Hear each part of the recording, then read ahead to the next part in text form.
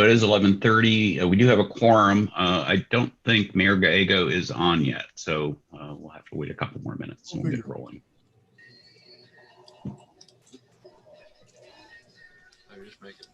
Eric, I think the stream is going live now. I'm having a little bit of difficulty, so I'm just troubleshooting. I'll let you know in just a second. Okay.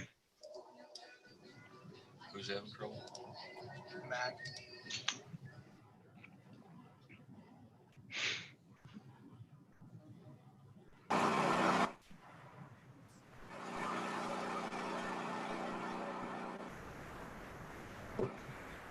Hello, Mayor Gallego. Good morning. We have a quorum. It's the appointed time. We can get started if you're ready. Wonderful. I will All right. call a virtual meeting of the Transportation Policy Committee to order. And I want to welcome our new TPC members as well as members returning with a new title attached. So welcome Gilbert Mayor Scott Anderson and Tempe Mayor Corey Woods. I think Mayor Woods will be joining us momentarily. And welcome back Jen Daniels, who is now representing the State Transportation Board. Salt River Pima Maricopa Indian Community Vice President Ricardo Leonard is also a new member, but I think I do not see him with us yet. Call to the audience. Members of the public were asked to submit written comments related to this meeting through the MAG website. Comments may be sent at any time leading up to the meeting, but must be received at least 1 hour prior to the posted start time. This is the opportunity for members of the public to comment on items that fall under MAG's jurisdiction, but are not on the agenda or on the agenda for discussion and not for action. MAG staff, do we have any public comments? Thank you, Madam Chairwoman. We've received no comments for this item or any other item on the agenda. Wonderful. Thank you. Madam Chair. Yes. Madam Chair, can we have Melissa do a quick roll call just so we can confirm who's on? We think we know, but I think it's good practice just to have her run through that if we could, please. Please, Melissa. Okay, I'm going to call your name. Please indicate if you're present. Mayor Anderson. Here. Thank you. Rock Arnett. I am here. Thank you. Mayor Barney. Thank you. Thank you. Present. Dave Barry. Dave Barry. Councilmember Binsbacher. Present. Thank you. Jen Daniels. Present. Thank you. Mayor Hall. Mayor Harkey. Here. Thank you. Charles Humantle. Present. Thank you. Councilmember Clap. Here. Thank you. Cheryl Lombard. Here.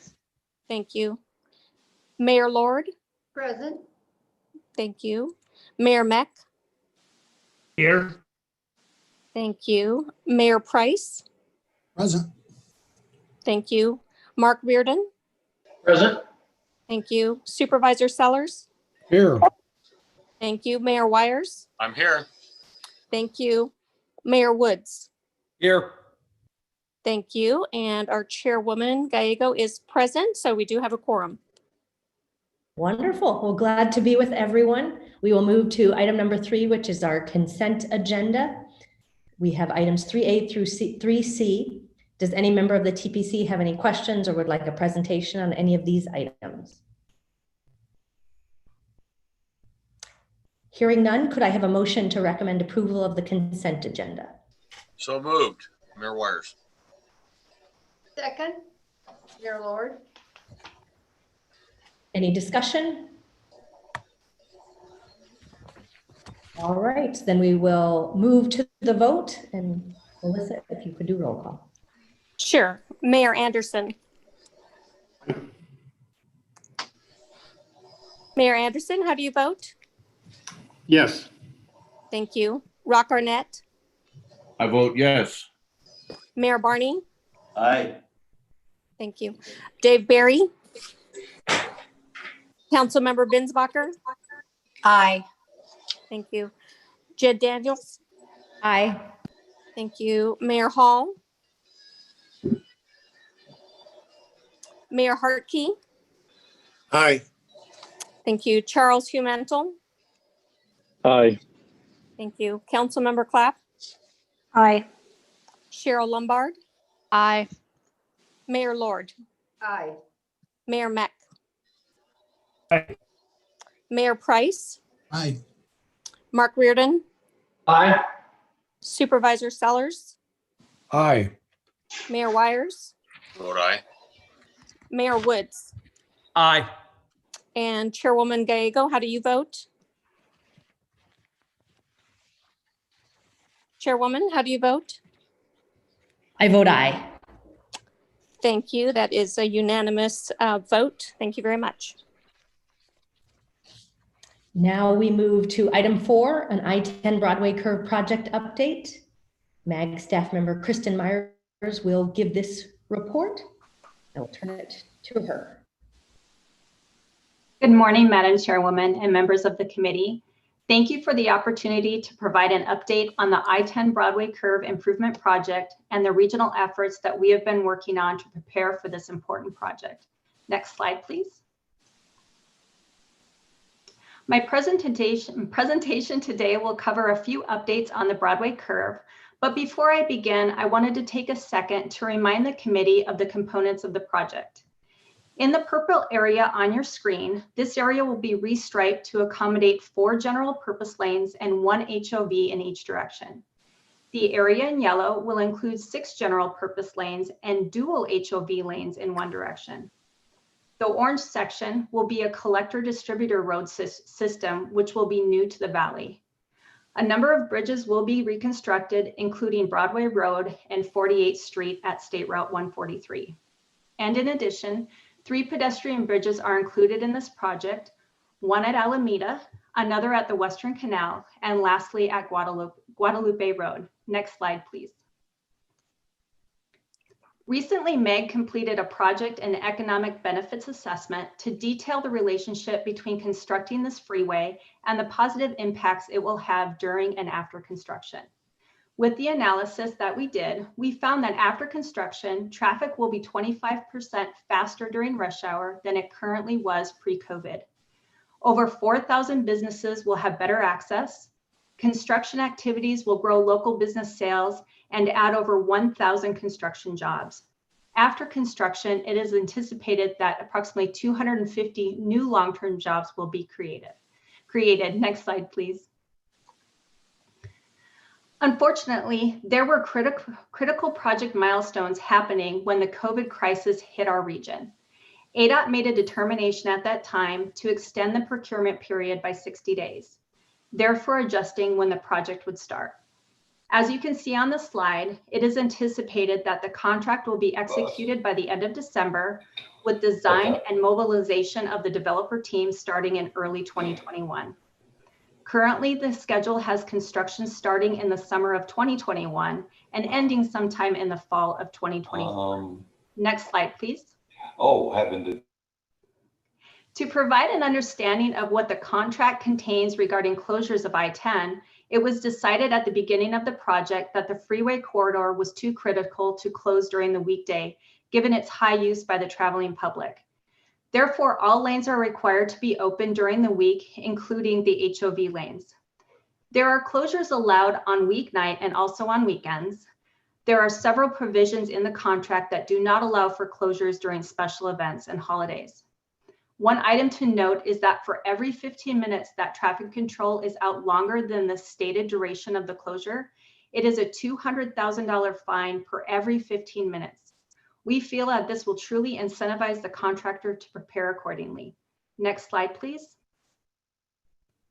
Last year at this time, MEG and ADOT held a cost risk assessment to evaluate what the highest risk would be to the project.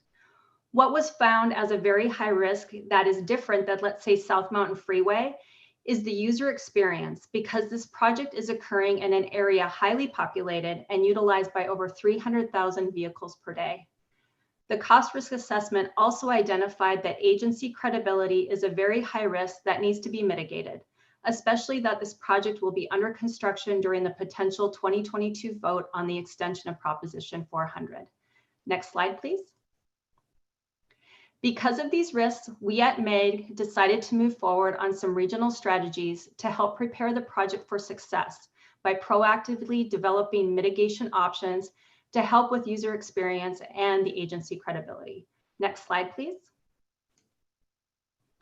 Last winter, MAG, in partnership with ADOT, conducted an analysis to identify how vehicles travel to and from the airport. The ultimate goal of the analysis was to inform decisions for the construction activities and how it could impact how vehicles access the airport. At the early stages of this analysis, there were discussions of fully closing State Route 143. The analysis helped show that a full closure was not beneficial to the project and helped ADOT in further outlining what the proposers could ask for with closures.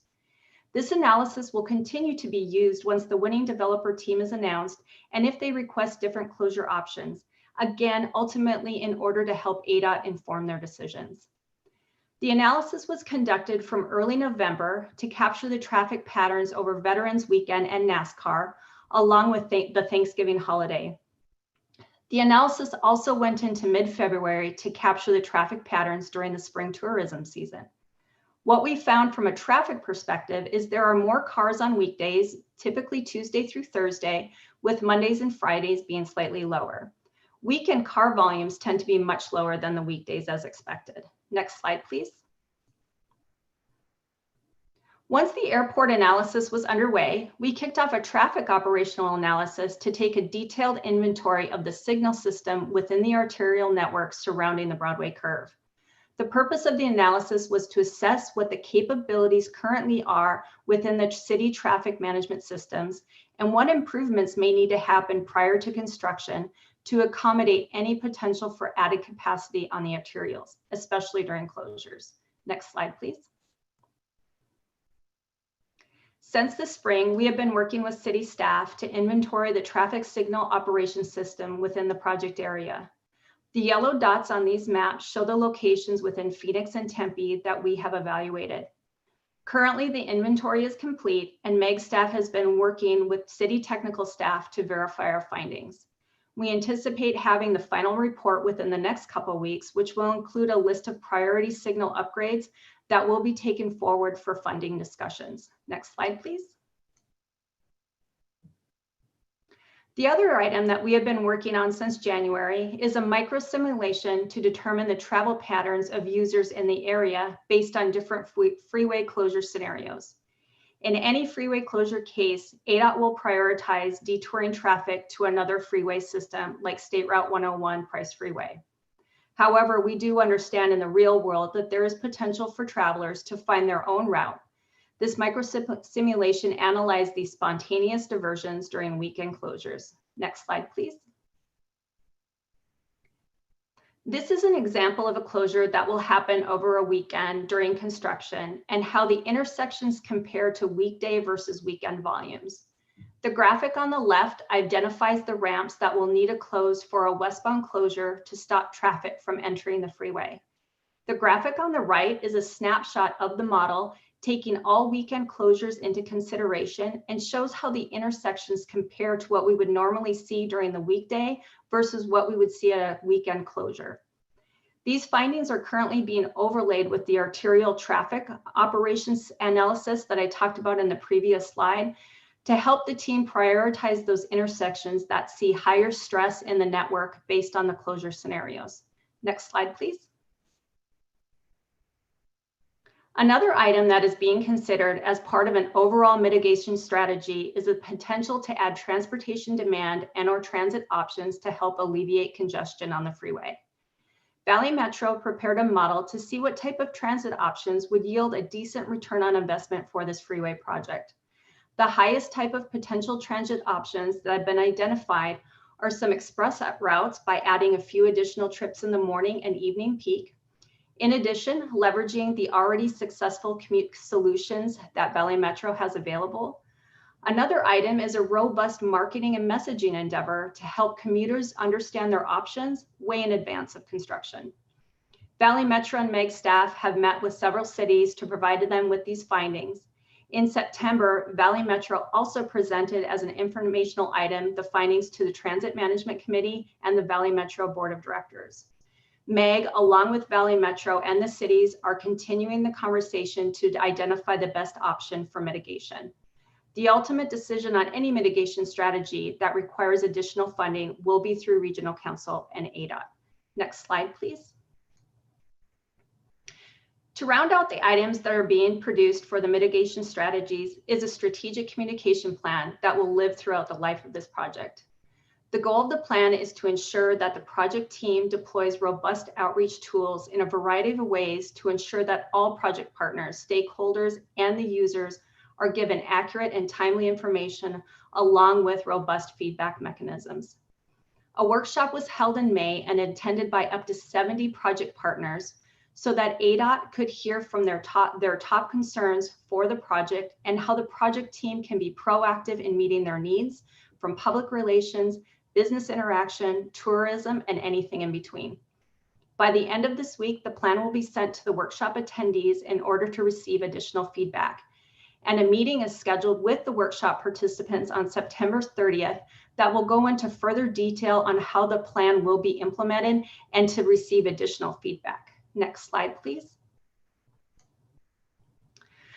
With regards to the strategic communication plan, we realized early on, given the complexity of the project, that it was imperative to be specific on roles and responsibilities and eliminate any assumptions, as you will see by the team members shown on the right-hand side of your screen. We also developed core philosophies that will govern the communication before, during, and after construction. Those are consistent communication, active listening, transparency, community connections, issue resolution, and then also performance metrics that will be continually reviewed as we work through this project. Next slide, please. So in summary, this is the first major reconstruction project in the region and a commitment made with Proposition 400. It cannot be understated as to the positive impacts this project will have on the region, from improving access to businesses, increasing travel times, generating sales, and creating more jobs. Next slide, please. Thank you for your time, Madam Chairwoman and members of the committee. I would be happy to answer any questions. Wonderful. Thank you for the presentation. Do we have questions? Madam Chair? Yes. If I could just add a few things. Kristen mentioned the closures. I need to clarify, those are going to be only one direction at a time. And so there won't be full closures of I-10. That was one of the, I think, decisions have been made through this process, through some of the modeling. I also want to thank ADOT and their team, as well as our MAG team here.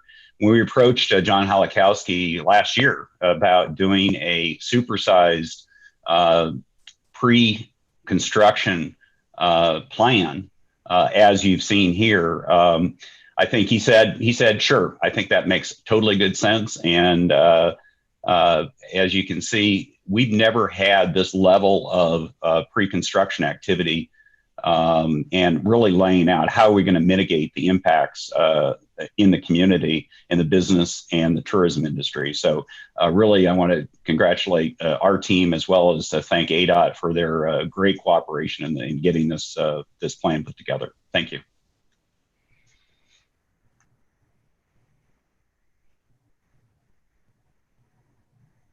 If anyone has questions, if you could indicate verbally, because I can't see everyone on the screen right now. Supervisor Sellers? Yeah, Madam Chair, I just wanted to comment that, you know, I think it's really important that we do as great a job as we can about communicating everything that's going to be going on with this project. It is going to be the most disruptive project we've done in this region. You know, every bridge in that Broadway curve will be replaced. So think about the impact that's going to have on local traffic as we go through this. And people need to be prepared for that. And I'm really impressed with the job that MAG and ADOT and Valley Metro are doing to look at ways to minimize the disruption. But nevertheless, it's still going to be a very disruptive project.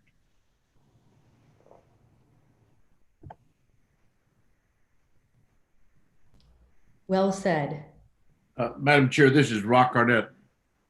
Mr. Arnett. I would like to know to what extent has there been interaction with prospective bidders? And are there teams that are coming together? And how many bidders do we think will be in that process? And then my final question is, I didn't get exactly when the final bid will take place.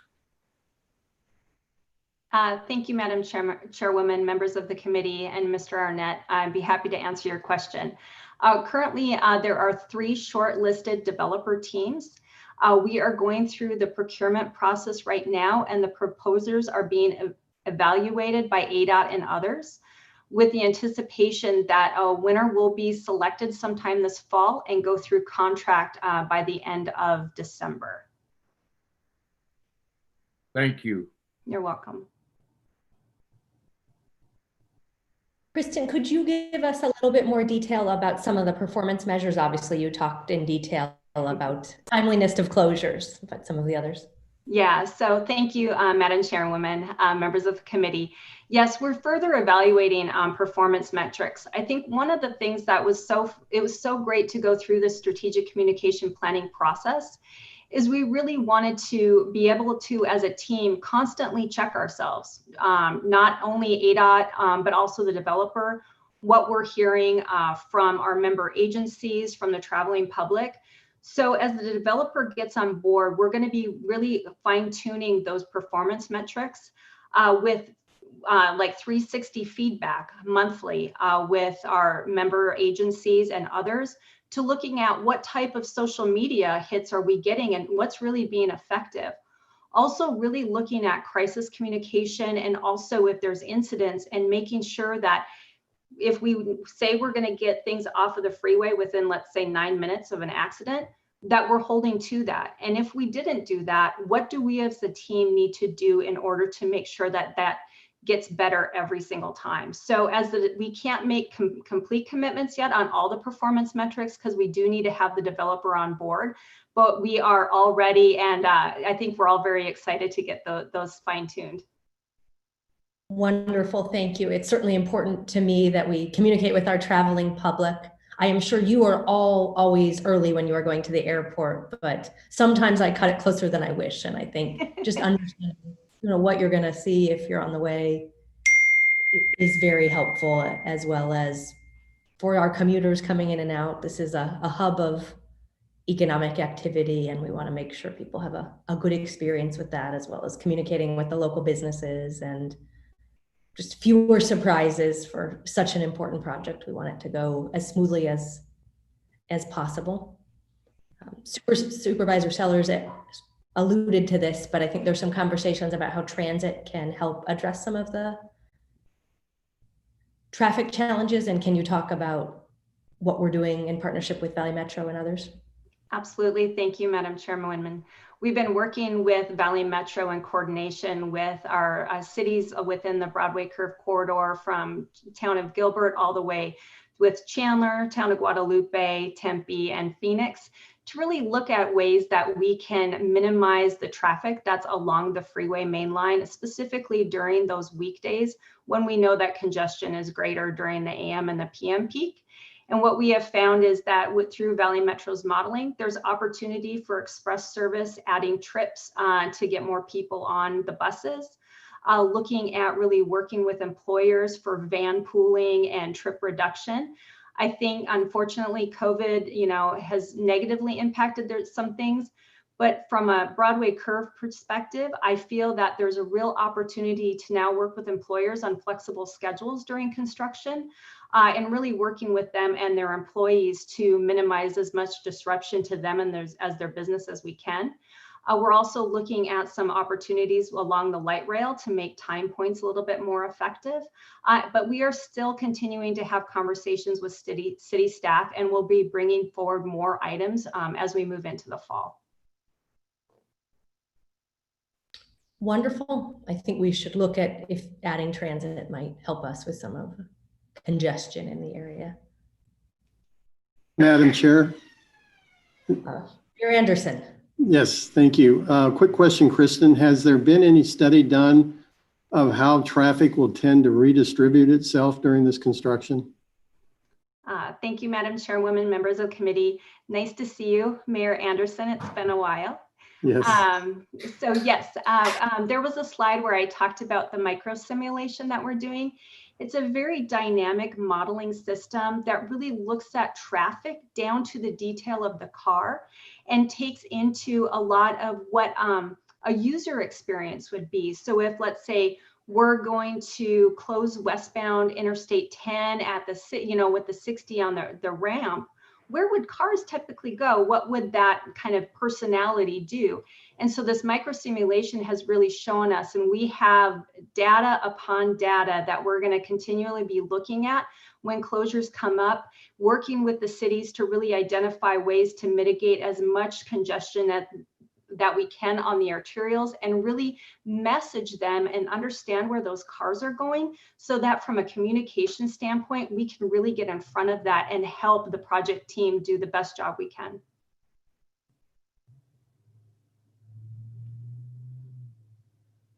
Great. Hi, this is Jack again. Supervisor Sellers. Yeah, and just to that point, it's one of the reasons why it was so critical that we get the additional lanes done on the Price Freeway and have the South Mountain Freeway completed before we started this project.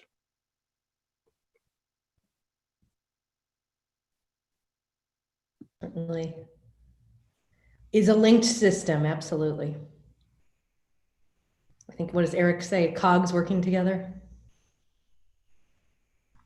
All right, well, I see no further questions. This item is for information and discussion only, so we do not need to take any action. We will move on to item number 5, an update on the development of a new regional transportation plan.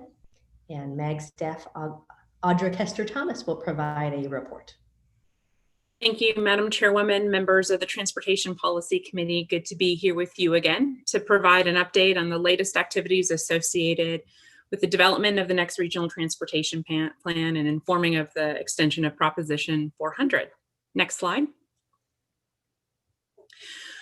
So as you know, we have been working closely with the Management Committee Work Group. We had our most recent meeting on the 9th of this month. We focused on a couple of items, including an open dialogue and discussion about varying policy issues and questions that have been top of mind amongst our member agencies. And we'll do a quick review of some of those key themes that came out of that conversation. We also introduced the peer region analysis and the needs catalog, both items for which we'll be presenting to you today. Next slide. So at our Management Committee Work Group, we had and dedicated deliberately some time to set aside for open discussion. There have been several policy questions and conversations that have occurred over the course of the last months, but clearly a desire to dig deeper into some of these issues and perhaps some history and context surrounding them. We started with a review of transit roles and responsibilities, acknowledging the August 2020 memo that outlined MAG's planning policy responsibilities, and not just to the development of the next regional transportation plan, but also its extension, as well as coordinating and acknowledging that we'll be rescheduling a joint meeting with Valley Metro with their RTAG group, originally scheduled back in March, but with the onset of the pandemic was postponed. That meeting now has been rescheduled to next month, for which we're looking forward to that opportunity. I don't know if on your screen you see a bit of a block out there, but the next item was a huge focus of ours and contained a lot of conversation. Thank you. Around maintenance and operations. I would say we had significant conversation and comments about not only the historical context, in addition to the known need surrounding maintenance and operation of our existing roadway network, but also acknowledgement that the Highway User Revenue Fund is the primary funding source, not only for freeways and highways throughout the state, but for local agencies, counties, and cities in their local roadway needs. It is, unfortunately, as we all know, outdated and insufficient funding source, which is why this becomes and continues to be a conversation we have at MAG. We'll talk a little bit more about this later when we discuss the needs catalog, and we'll highlight some of the feedback that we got from our managers. We also talked about the legacy of the regional tax in investing in regionally significant projects, as well as acknowledging and affirming that as we move forward through this planning process, we will evaluate not only what kind of a program we might be able to deliver with a continuation of the half-cent sales tax, but in addition to that, what increasing and expanding that tax might be able to deliver in terms of a program, perhaps up to a full cent. And of course, acknowledgement of the continued need for public feedback and engagement throughout this process, especially when we get towards the end with key trade-off questions or scenarios. Before we move on, I'm going to pause here just for a moment. Eric, if there was anything else you wanted to add to describe or to highlight in part with our conversation earlier this month. Yeah, thank you, Audra. A couple of comments. One, I think the maintenance and operations discussion was really good at the work group and at management committee last week. The issue has to do with what's the region's responsibility, or should the region pick up more responsibility for highway maintenance? And associated with that is local street maintenance also. Both highways and local streets are maintained using Arizona Highway User Revenue Fund revenues. Over half of that fund is made up of fuel taxes, and the fuel tax hasn't changed since 1991. It's been 18 cents a gallon. So the policy question is, if we do more, say we pick up highway maintenance, that takes the pressure off the state of having to fix the HERF issue. We were talking earlier this morning about some of the historical efforts to increase the HERF funding going back 15, 20 years, and it still hasn't happened. So once again, I think it's a really important policy question, and what should our strategy be as a region? The other one, I want to just say a couple of things. The legacy of our sales tax. Maricopa County, we were I think the first region in the country to pass a dedicated tax for transportation back in 1985. We're very proud of what that's done. Both Prop 300, Prop 400. We're driving on the highways that were built with those funds. So we're very proudly opened South Mountain Freeway back in December. We've expanded the rail components. We made significant street improvements. Northern Parkway, for example, in the West Valley is a Prop 400 project. But these have really made a difference in terms of the quality of life and the mobility in the region. And I think, our survey work we did last year, the value mapping survey, shows that the citizens in this region get it. They appreciate our transportation system, and they compare it very favorably with wherever they're from. And so I think moving forward, I think it's important to keep in mind that we need to keep that going. Obviously, we don't know exactly what the composition of the extension is going to be, but we need to really focus on these bigger projects that make a big difference in terms of our regional transportation system. Thank you. Thanks, Eric. We'll continue on into the presentation. I do want to acknowledge that, as alluded to at our last meeting, and in partnership with our management committee work group and management committee themselves, have developed the draft policy frameworks, and they have been distributed and are included in this month's agenda packet. Next slide. Another item that was included in your agenda packet for today's meeting was our peer region analysis. Next slide. And we really felt strongly about really taking this as an opportunity to benchmark our progress, our work, and the composition of our regional investments to others, whether we compete with them economically and for jobs or otherwise. And so the peer region analysis is an opportunity to characterize a variety of different regional transportation plans and the composition of regional transportation investments in other regions, as well as some best practices that we can steal. It also took a really distinguished look at funding portfolios. We felt very strongly that we wanted to evaluate and review the composition of revenues and responsibilities associated with those revenues in our different peer regions and the comparative regional revenue analysis accordingly. We also took some time to select a few of our peers to do some interviews with, better understand their planning process, better understand what policy issues they struggled with within their own regions as they developed their next iteration of plans and or informed their own investment strategies. Next slide.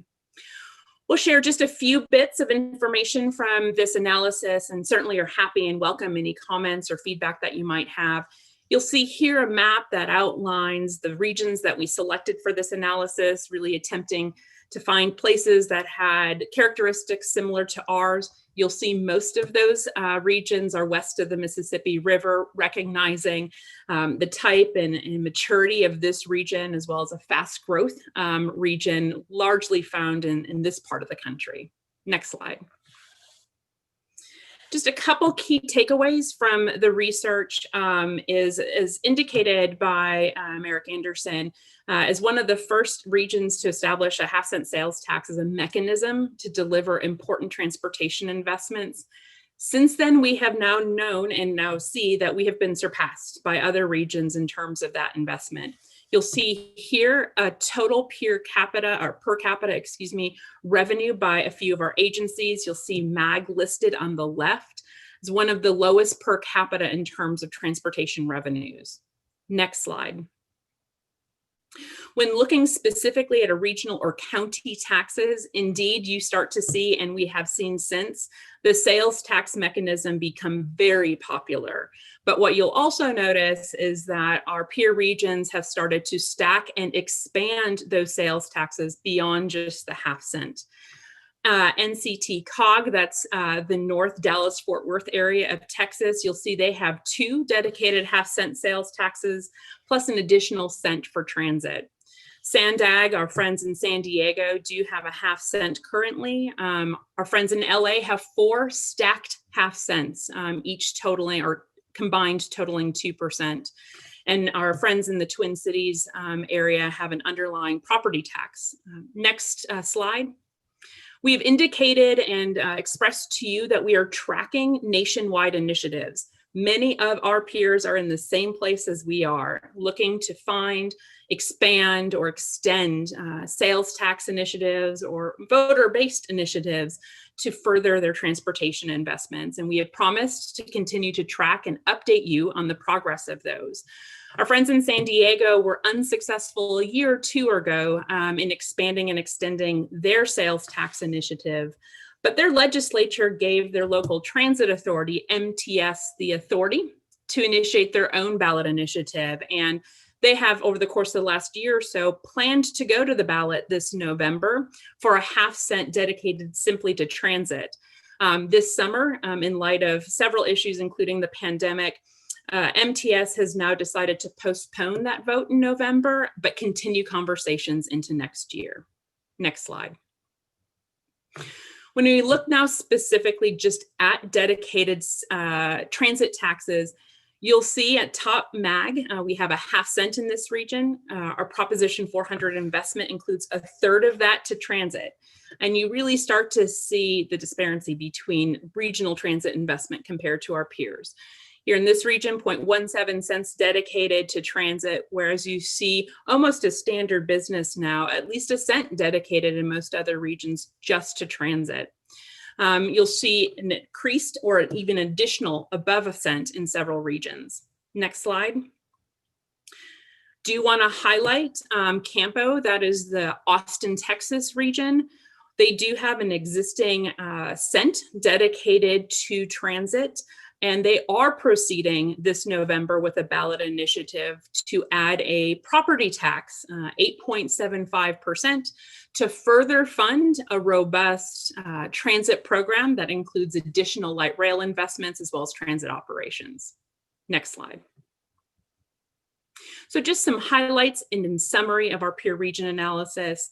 Peer regions are outpacing MAG in terms of transportation investments with more and robust funding sources. I'd also like to note that many of these peer regions have more significant state-generated revenues, whether it's an indexed and increased gas tax or dedicated transit taxes.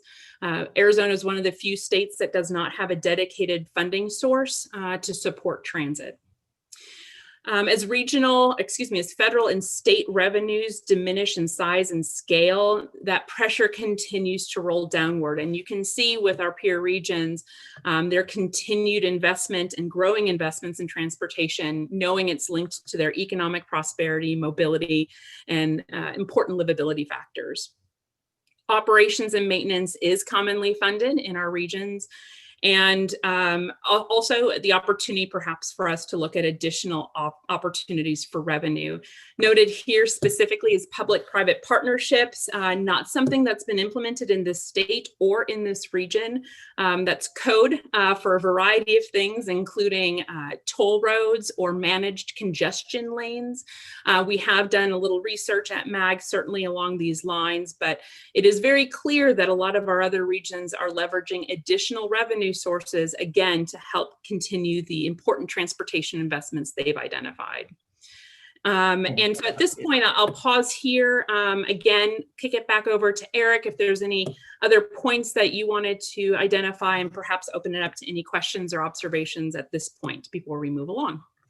Yeah, thanks, Audra. This one really opened my eyes when I read the peer region analysis. I've been operating under the premise that this region has been investing more in transportation than our peer regions.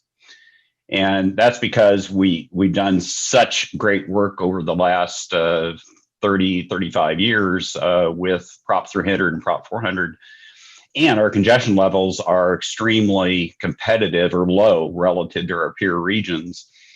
And so when I opened up that document and looked at the funding levels of other communities, largely driven by the public transportation component, no doubt about it, I was a little shocked, to say the least. But then I recall back in the Prop 300 days, you have to keep in mind that Prop 300, that was the half-cent for freeways. That was followed by another half-cent vote in 1989 called Valtrans to fund the public transportation component. That vote failed. And since that time, we've been tied to a half-cent. And when we did Prop 400, we said, well, make it multimodal. And we did have a lot of discussion in the Prop 400 days about, do we go for more than a half-cent? And I think the discussion was, no, this is continuation of the tax we have in place now. The use is going to be different, but it's important that we have a new tax in place. And so the decision was made to keep it at a half-cent, but distribute it differently, not just for new freeways, but having a public transportation component and a small arterial street component too. So thank you. I have a question. Mr. Garnet. What jumped off the page to me was the property tax. That's kind of a new concept for transportation, it appears. And I'm wondering what research has been done. How did that get started? How did it get approved with the resistance for increased tax? It seems to me that if we can figure out how to put some kind of a property tax in place, maybe just on M&O, or maybe on, and segregate some of these costs and some of these activities.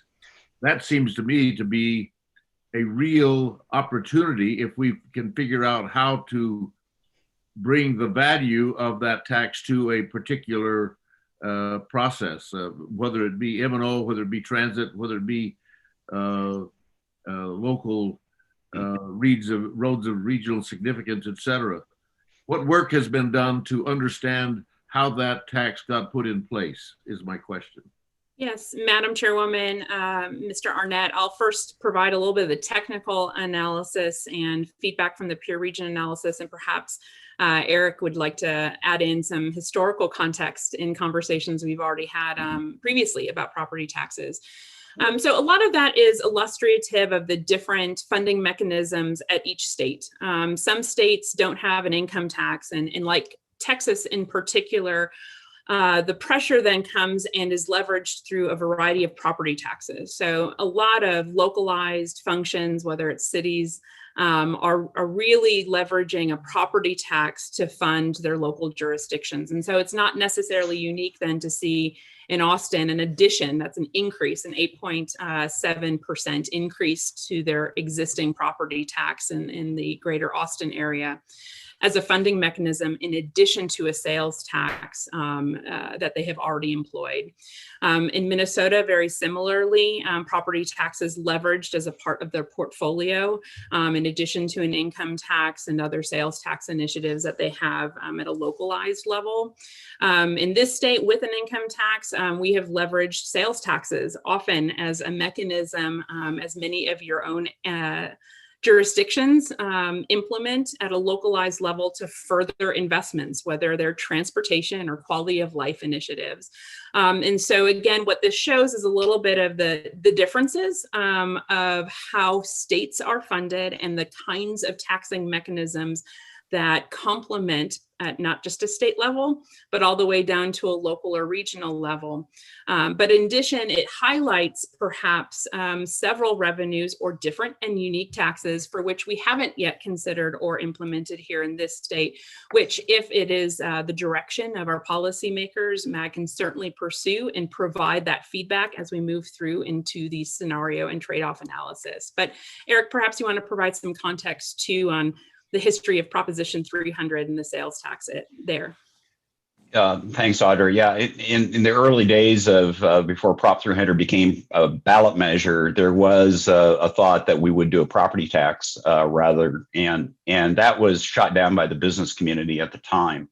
And I can speculate on why, and keep in mind that in the early 80s, there was a big differential between the assessed valuation ratio between commercial property and residential. A lot of commercial property was the assessment ratio was 25% versus residential units at 10. And the other thing that was happening, Palo Verde nuclear plant had come online in, I think Unit 1 came online in 1978, something like that. And so, so I think that was obviously a lot of assessed valuation related to the Palo Verde. And I suspect that that probably drove some of the decision to go with the sales tax. Subsequent, since Prop 300, there's been a lot of other programs that have tacked on to the sales tax base. Maricopa County jail tax. I think there's some other taxes around too that people have used the sales tax for.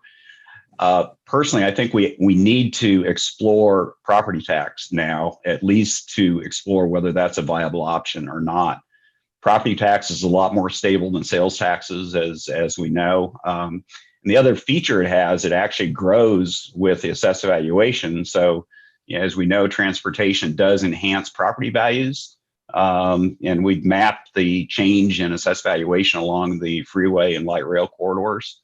It's astounding, the difference. And so, so using a property tax kind of captures some of that value added by transportation too. It's a little cumbersome way of doing it, but that works too. So I think we need to look at it, whether that's something that's going to have legs or not, I don't know, but I think it's something we really do have to look at, especially given the magnitude of our needs here. And maybe operations is pushed into the property tax category, just hypothetically. So a lot of discussion on that. Thank you, Rock, for that. Thank you. Eric, this is Suzanne Clapp. Can I make a comment, please? Councilwoman Clap. Yes, I appreciate the conversation about sales tax versus property tax. And I just wanted to illustrate that we've had a lot of discussion in our city about this over recent years when we recently passed a small transportation sales tax. And the feedback we get from our residents and businesses is that sales taxes are fair, that they are distributed across everybody who uses the streets and roads, including all the millions and millions of visitors that come into the state. Property taxes are not. It is taxed only on property owners. So they're paying for the use of the streets and roads and highways, et cetera, by all the people that are visiting the city. So I think it's something just to keep in mind when we're weighing any idea of promoting property taxes. It's highly unpopular.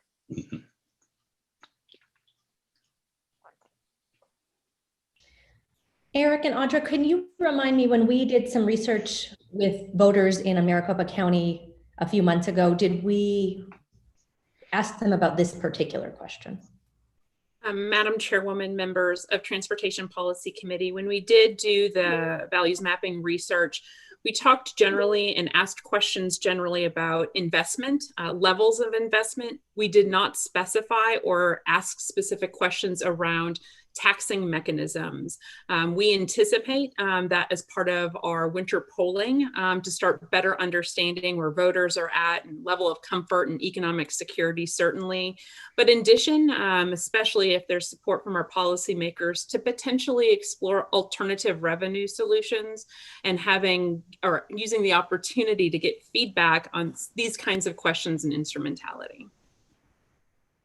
It is my sense that Councilwoman Clap is correct, that voters would lean towards a sales tax as opposed to a property tax. Through the chair, Mayor Harkey with a question. Please, Mayor. Thank you. Audra, Eric, thank you for the peer presentation. I realize every state is different, every region is different, of course, but how do other states, regions compare when talking about the O&M of freeways related to us, and how have they come to grips with a region supporting the O&M of the region's freeways as opposed to statewide? Yes, Mayor Gallego, Chairwoman Gallego, Mayor Harkey, members of Transportation Policy Committee, great question. And what we have found is that there are, in most cases, more significant statewide revenue sources, whether that's from a more sustainable gas tax. In some states, it's indexed, like our friends in Utah. And those are resources leveraged to the region, just like us, to further and support operations and maintenance of the freeway and highway system. In states like Texas, tolling revenue, as indicated, is significant. Several of roadways are tolled. That funding also contributes to operations and maintenance at a regional level, as well as, in some cases, supporting transit alternatives.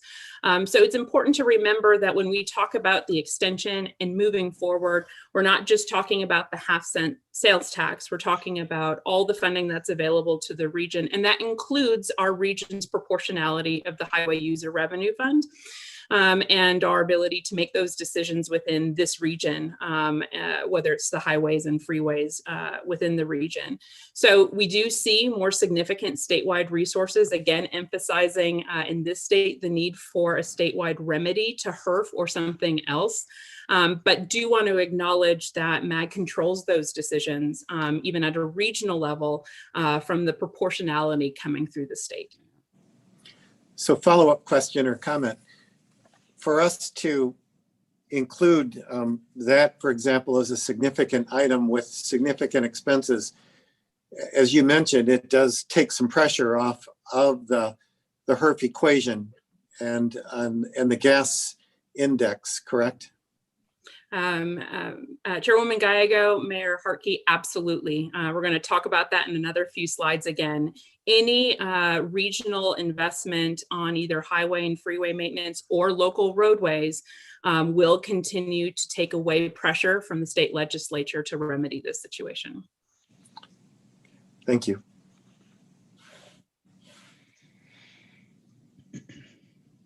There's a comment from Mayor Lord in the chat. It says, has this already been discussed at the management working group? Chairwoman Gallego, members of Transportation Policy Committee, Mayor Lord, indeed, we had significant conversation about maintenance and operations. I'm going to highlight the specific feedback that we had when we get later in the presentation about the consideration of regionally significant programs. Wonderful. Seeing no further questions, then perhaps we should move on in the presentation. Thank you, Madam Chairwoman. I will. Next slide. The other item that was included in your agenda packet for today was our draft needs catalog, or version 1 of the needs catalog. Next slide. You'll see here we're familiarizing us all with, again, our performance-based evaluation process. Next slide. And what you'll see here is us focusing in on the front portion of this, not only delivering the draft needs catalog, but also applying our first step in the evaluative process, which is identifying regionally significant projects, as well as identifying potential regional programs with ultimately our recommendation on which of those may be regionally significant to move through these next steps of the evaluation process. Next slide. So the needs catalog, again, it is and contains not only regionally studied needs, but deferred Proposition 400 projects that we are unable to fund and to implement in the horizon based on the Great Recession and economic downturn, as well as the submissions that we received from member agencies as part of the RTP call for projects at the beginning of this year. I do want to note we are continuing to coordinate with our partners at Valley Metro and ADOT to identify any other additional system needs. We will be capturing any of those gaps and including them in the needs catalog before we finalize it. Also, just to close this out, we have asked and then certainly pass this message along to our management committee to please look at your submissions, make sure that we captured any of the duplicates, flag any edits, and certainly let us know so that we can capture those before we end up finalizing the needs catalog. Next slide. So we also took the opportunity, and what's included in the needs catalog is the application of the regional significance screening, or the step 1 of our evaluative process. This step, as a reminder, does 2 things. 1, it separates regionally significant projects, those large capital capacity adding projects that are signature of our 3 continued programs, our freeway and highway program, arterial corridors, as well as high capacity transit, from submissions and ideas and projects that are either reflective of existing Proposition 400 programs, potential expansions of existing Prop 400 era programs, or, as you saw in the needs catalog, a lot of new ideas for new programs to be considered and funded by the region.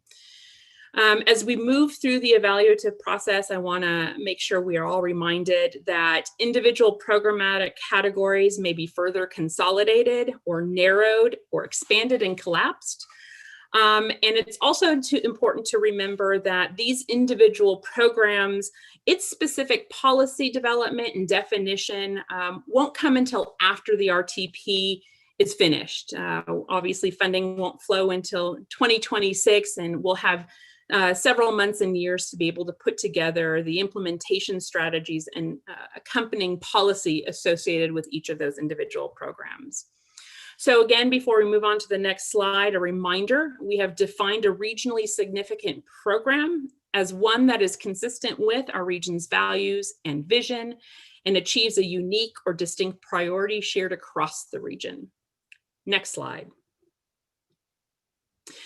So what we ended up doing is, after we identified and flagged those large capital capacity adding projects, we looked at the remaining project submissions and found ways to categorize them into different buckets. And what you see here is about 40 different programs that we were able to distinguish that characterized the varying submissions that we received and or aligned with existing programs at MAG. You'll see of these 40 different programs, it represents about 776 different submissions that came in through the call for projects. And you'll see noted with an asterisk a program that's already existing as part of the Prop 400 era. You'll see many, of course, as I indicated already, new ideas and new programs that came in through the call for projects. The cover sheet to the needs catalog, you'll see a picture screenshot here on the right. These names are intended to be short and succinct, but descriptions about what is contained or what would fall within each of those categories is included as part of the cover for the needs catalog. Next slide. We were asked by the management committee work group to further collapse, if we could, these 40 different programs, maybe by mode or by type and kind. And so these next slides take those 40 different program ideas and just further collapse them. You'll see here we received a robust amount of interest from bicycle and pedestrian focused programs, certainly a continuation of our air quality programming, as well as planning. Next slide. A significant number of roadway maintenance and operation programs, and you'll see them listed here, in addition to roadway capital programs. We also received technology and innovation submissions, in addition and expanding upon our current ITS program. Next slide. You'll see here we received a number of transit investments, many new programs seeking regional funding support, as well as a continuation, of course, of our safety program. Next slide. We wanted to take the time to acknowledge that these 40 different programs do, in a variety of ways, help to forward those important goals that we have already outlined that we want to help forward and achieve as part of our RTP vision. And I know that this is small, we do have a lot of programs here, but this is really intended to be illustrative, showing how each of these potential programs really do, in their own way, further varying goals that we have already identified. Next slide. And so the second part of our work, as noted, was not just to apply the regional significance definition, but also to provide a recommendation to receive your feedback this month on what are the programs that we think are deemed as regionally significant to move into the next step of the evaluation process, and perhaps which programs, while important and certainly illustrate a need throughout the region, may not meet that level of significance, and we want to pull off at this point from further consideration. I want to talk here at this point about some of the feedback we received from our management committee. As indicated, we presented this to our management committee work group and discussed this as well at management committee last week, I think, and wanted to provide some of that feedback now so you have a better understanding of what we've already discussed and some of the feedback received. First, I want to provide just a little bit of context. MAG's recommendation on which of these programs may be regionally significant is rooted in a couple key philosophies. One, a continuation of existing regionally significant programs, and you'll see them again indicated with an asterisk at the very end. We also acknowledge and forward programs that reflect our federally required responsibilities or programs that we need to forward consistent with our federal funding protocols and provisions for MPOs. And then third, these programs are consistent with the legacy of regionally significant investments. And you'll see that consistently applied here. A couple of notes on those programs identified on the left. Specifically some feedback and questions that we received from managers after our meeting. There are two programs here that aren't or doesn't have an asterisk, and I wanted just to call those out. First, bus rapid transit. We got a question, hey, wasn't bus rapid transit included in the original 2003 RTP? And indeed, but only by name only. What it really represented was our commuter bus, our express service using the freeway network, and not what we are envisioning as a real opportunity to invest in true bus rapid transit, a new mode here in this region that, in partnership with the city of Phoenix, the region is studying and sees viable application for implementation in this region. I might also note that that implementation of BRT is potentially eligible For CIG funding, again, discretionary transit funding for fixed guideway investments, for which this region has been competitive on in the past with our light rail investments. The second program I want to call out is intersection improvements. Indeed, we have invested in and been able to address several intersection improvements as part of our existing ALCP or arterial life cycle program. But what you see here is MAG's recommendation based on the tremendous need that we have seen, as well as the cross-cutting strategies on safety or ITS, as well as capacity or even multimodal vision, that we're recommending a brand new program set aside for specifically arterial intersections be established, and that's why there isn't an asterisk after that particular program. Finally, I want to highlight the two highlighted items, which is freeway and railway operations and maintenance, as well as pavement preservation. As noted earlier in the presentation, the primary funding source for these kinds of investments is the Highway User Revenue Fund. And as we've acknowledged, the region taking on any sort of investment in these kinds of categories would take further pressure off the state legislature from acting. We had significant conversation with both the management committee work group as well as management committee last week.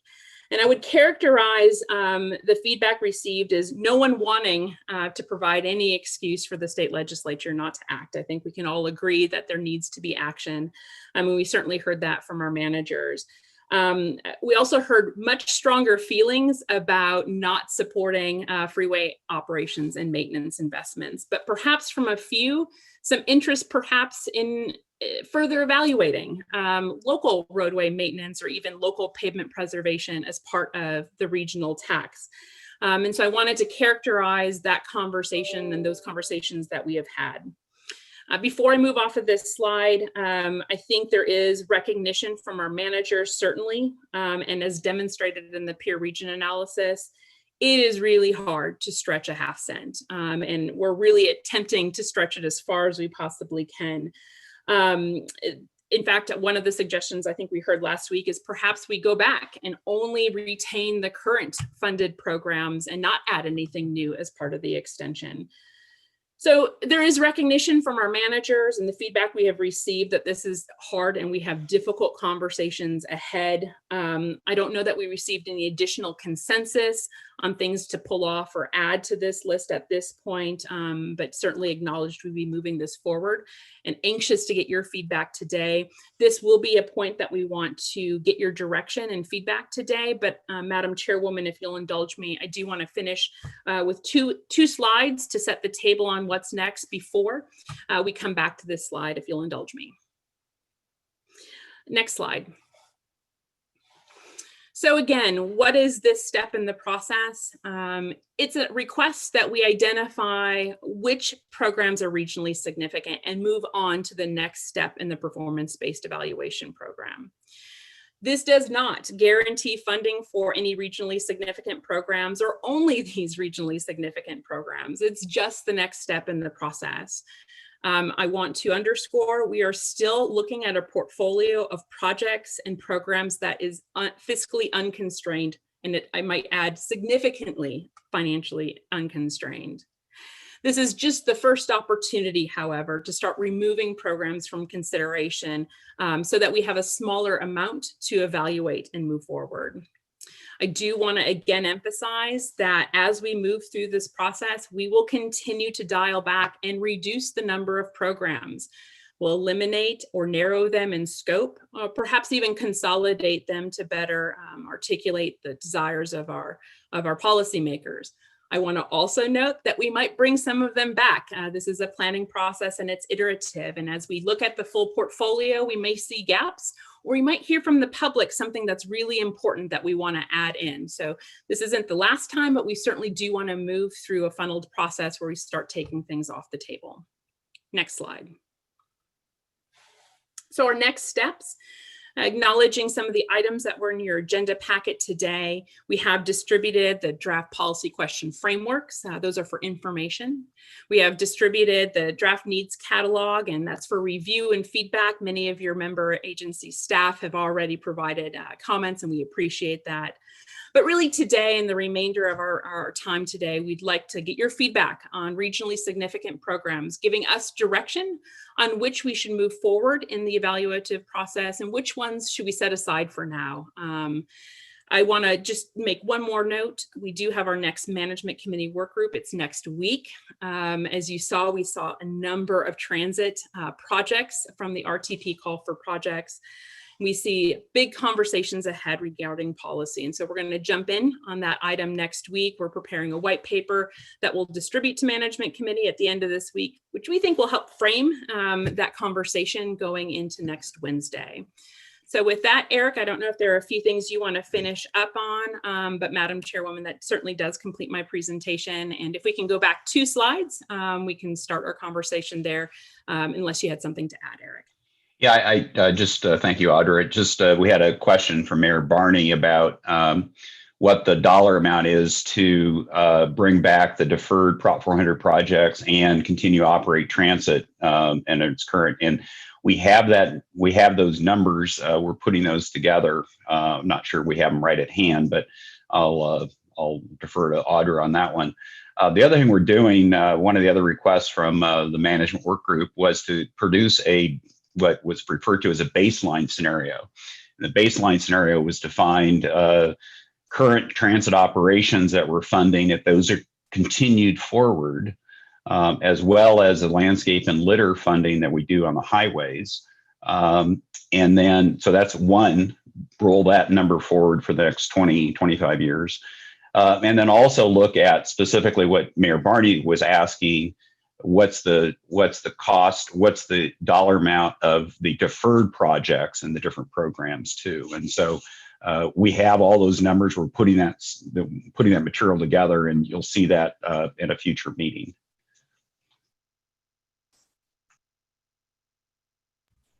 Thank you, Eric. All right, today's our meeting where they start getting to be tougher and tougher decisions, but important for our region. And I appreciated the scene setting, knowing that other regions have a lot more resources to begin with. So pressure is on for us in Maricopa County. Madam Chair. Supervisor Sellers. Yeah, I just want to make a couple of quick comments. One is we are still the fastest growing county in the United States, growing at 200 people a day. So we really need to understand that growth is continuing and ensure that we're factoring that into our plan. And the other thing that I feel pretty strongly about is I really don't want to take pressure off of our legislature to do their job in providing the maintenance of the systems that we build with our capital dollars. Madam Chair, this is Mayor Barney. Go ahead, Mayor Barney. I just want to echo what Mr. Sellers has said. The region is growing so fast, we need to keep open the opportunity to ensure new capital and arterial programs and maintain that for those communities that are pretty well built out. We need to make sure that they also have their repair and maintenance needs met. And I don't know, it's going to be very difficult to balance these out because the needs are so great and the costs are so expensive, but thank you for the consideration. Through the chair, Mayor Harkey. Mayor Harkey, go ahead. I'll be another echo to to the two voices before me. As I look at the list of projects here and the things that we want to do, across the region as well as within sub-regions, I'm reticent about adding things that the original agreement was we build, they maintain, they meaning the state, which is us. I understand that. But so I'm just reticent about adding onto the scope with the limited amount of dollars that we have to further projects from the East Valley, Central, and West Valley. If I may, Mayor, that she also agrees with Supervisor Sellers. It's time for the governor and legislature to step up. Audra, go ahead. Apologies, Mayor Gallego. Is what we're hearing then the desire from a couple folks already to pull off our freeway maintenance and operation and pavement preservation, these two items that are highlighted, is the direction we're being provided, or feedback we're being provided, to pull those off and put them over into the right column? I think that would be the kind of feedback we're looking for today. Through the chair. Mayor Harkey. I would agree, at least with the freeway operations and maintenance, which is part of that. Some of the pavement preservations, that's going to be more of a sub-region and local jurisdiction. In my understanding, that may or may not be covered by that, but is also currently part of the local HERF. But we all agree that it's not been. So there might be some significant projects for there, but at least the freeway, it's my understanding that MAG built and the state was on the commitment to maintain. Correct me if I'm wrong.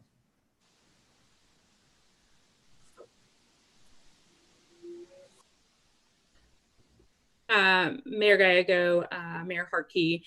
Yeah, indeed. Highway User Revenue Fund is the substantial fund mechanism to not only provide capital operations and maintenance for freeways and highways statewide, but also is an important revenue source for you at the city level and the county level, as the share of HERF goes directly to our local jurisdictions in funding roadway improvements. It is prohibited to be used for transit. And so this is the kind of feedback we're looking for into determining what should be pulled off and to what extent does that further our conversations with the state legislature. Through the chair, one more follow-up. Please. Yeah, so just to be clear, I'm not for removal of pavement preservation, but certainly the freeway operation and maintenance, at least from my perspective. Madam Chair. Councilwoman.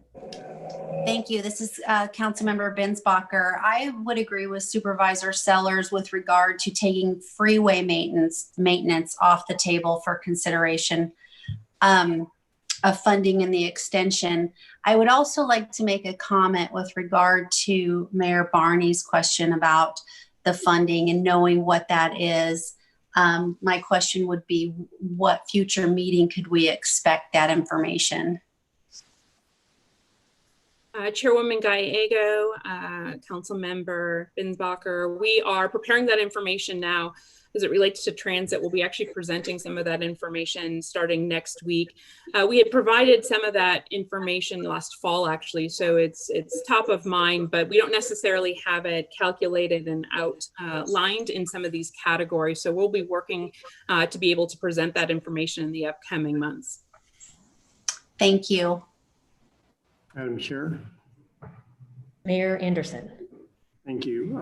Audra, just a quick question. If, looking at these two on the list, especially freeway operations and maintenance, considering that I think we all feel like it probably is a state responsibility, but has anyone at the state reacted to this in any conversations to you where we get to a point where the state may say, okay, you take freeway operations and we'll give something back to you, kind of a give and take conversation of any kind? Mayor Gallego, members of Transportation Policy Committee, Mayor Anderson, that conversation with the state legislature and strategy development as it relates to not only potential consideration of more than a half cent, something unique to Maricopa County that we are prohibited from more than a half cent consideration provision. All other counties have the freedom of going up to a full cent for. That's part of our legislative conversations. I would defer to Eric Anderson to talk a little bit more about those strategies, the conversations we've had with perhaps the governor's office and other legislative members on the viability of either solving the HERF situation or perhaps strategy in moving a regional and state initiative forward. So I would defer to Eric on perhaps providing a little bit more insight there. Yeah, thank you, Audra. We've had extensive conversations over the years with the legislature and the governor's office, past administrations, current administrations. We were very hopeful last year that a bill run by Noel Campbell in the House had some increased funding for small increases, actually for a large increase in the gas tax. And that never made it out of the legislature, although actually it was close, as my recollection.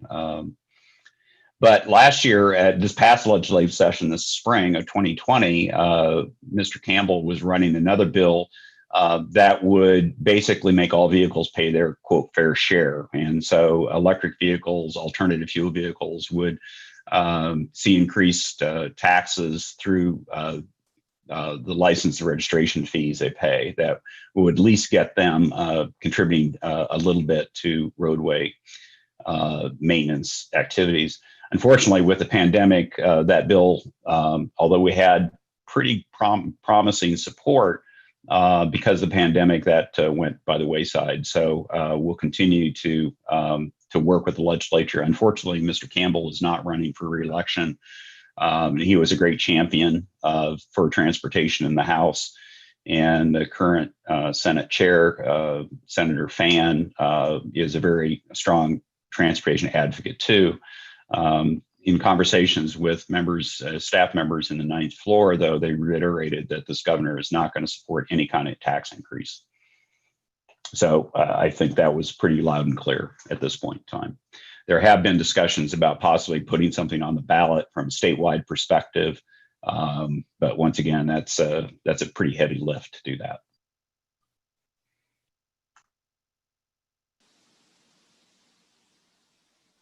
And we could certainly invite a speaker from the governor's office to hear what the governor's agenda is for statewide transportation, if the committee would be interested in that. Madam Chairman, certainly we can extend that offer, see what they say. I couldn't tell from, I can't see enough of the members of the committee to see if that was of interest or not. Okay, maybe we can continue a conversation about that offline, or State Transportation Board Member Daniels will give us the scoop. There you go. And this is Jack. Go ahead. There are a number of different organizations that are still working pretty intensely on trying to get something moving at the state level, and I'm involved with a number of those. I'm sure that that State Board Member Daniels will be involved as well now. I'm not sure whether or not it would be productive to have someone from the governor's office come and speak to MAG right now or not, but probably wouldn't hurt. Wonderful. Or we could, our staff could reach out and just get some points from them if they. And I see Jen Daniels has written in, State Transportation Board Member Daniels has written that Ben Blink would be the individual from the governor's office who could share with us the governor's thoughts. We'll give him a heads up. Thanks, Mary. There you go. Yeah, we do not want to surprise anyone in any way, but it would be good to hear their prognosis, and perhaps after the election, it will be easier for everyone to predict. I think that's a terrific idea, especially if we're all aligned. That makes the process that much more smoothly later on. So I'd love to see us collaborate on this well in advance of any legislative action. And I know Senator Livingston is also working on this issue diligently. So perhaps we include him as well as the chair of the Legislative Transportation Committee. I think it would be wonderful to invite the senator. That's a great suggestion. And the more dialogue we can have, it's my sense that everyone is interested in having a strong transportation system. And we got two additional comments in the Zoom chat from members who are supportive of inviting the governor's staff and Senator Livingston.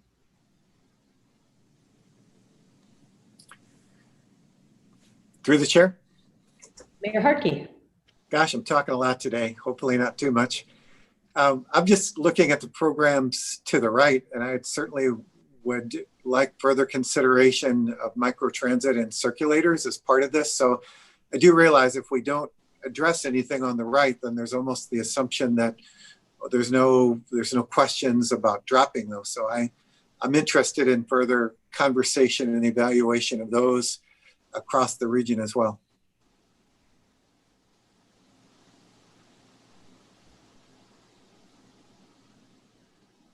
Yeah, this Jack one more time. Mayor, Supervisor Sellers. I'm not sure who's going to replace Noel Campbell as the chair at the House, but at least right now, the current speaker is pretty supportive of what we're trying to accomplish on getting the state to take some additional responsibility in this area. So Representative Bowers, I think, might be somebody who particularly after the elections could probably help us. He certainly represents a district where freeway maintenance is very important.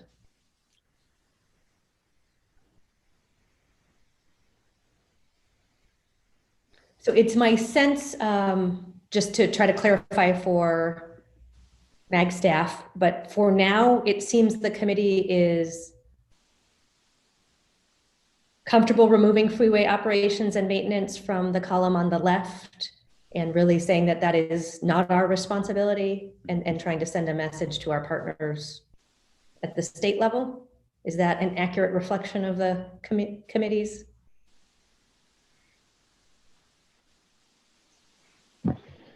Madam Chair, I think we have a pretty good sense from the group. Obviously, as Audra mentioned, this is going to be an iterative process, so we may see things move back and forth a number of times through this entire process too. And obviously, as we really start addressing specifically the funding side of things and kind of how much can we fit in the bucket, I think this is great feedback for us.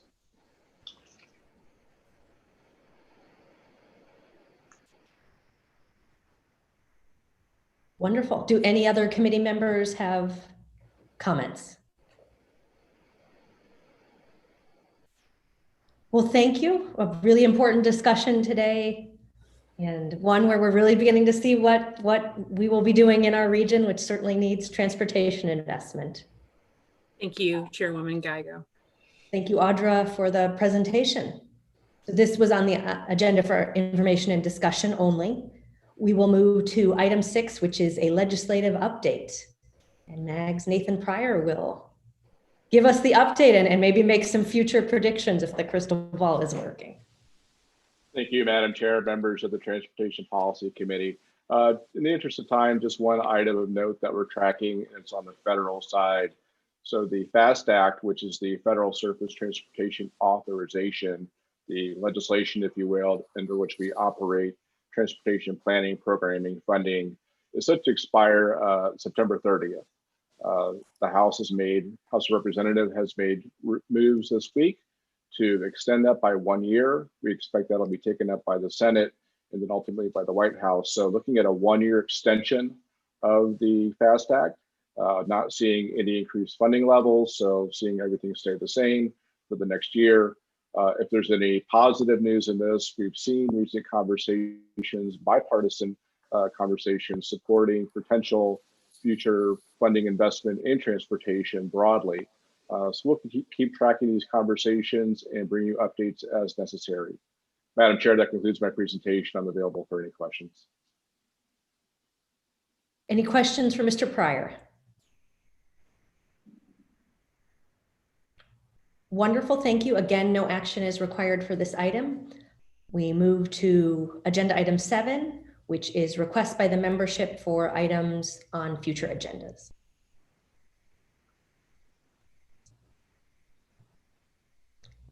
And then on to item 8, are there any announcements from the membership?